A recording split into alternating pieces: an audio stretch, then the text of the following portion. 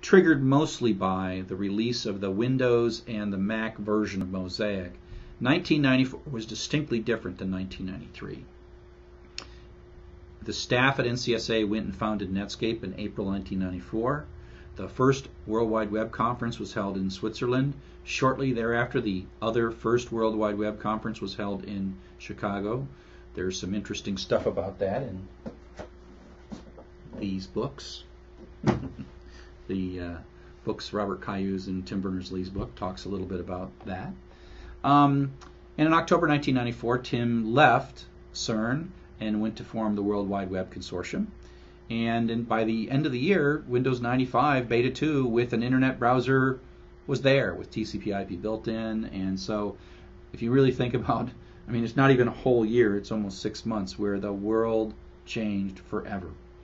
And so at this point, now money is coming into it. Up to that point, it was mostly ideas and research, but now money is coming at it, and we start seeing a transition. So Netscape was on the forefront of doing this.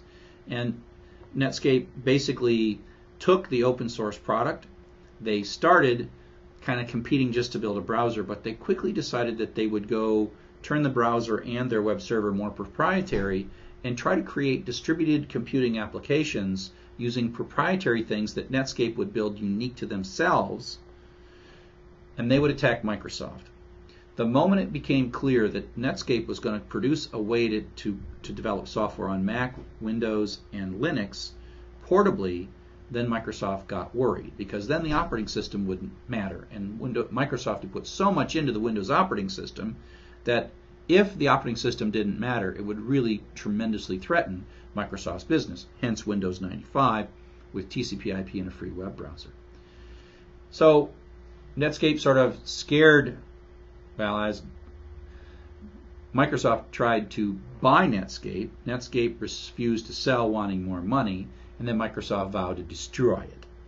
And as Microsoft was coming after Netscape, first Netscape tried to compete by building better and better software, like the JavaScript language, which we'll meet Brandon Eich in a moment. And then after that, they tried to sort of switch from being the proprietary bad guys and go become more the open source good guys. And that kind of blew up in their face. And they built this open source Mozilla, which eventually became the Mozilla Foundation, which eventually begat Firefox.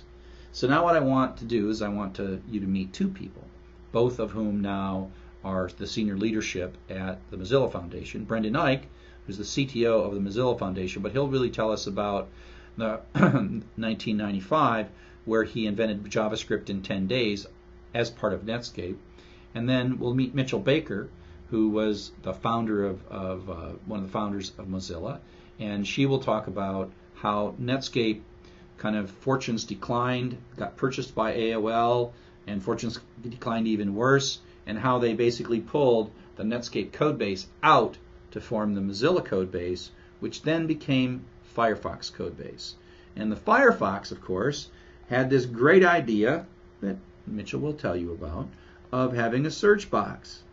And they made tons and tons of money, as Mitchell will tell you about. So, up next, Brendan Eich of the Mozilla Foundation and Mitchell Baker of the Mozilla Foundation.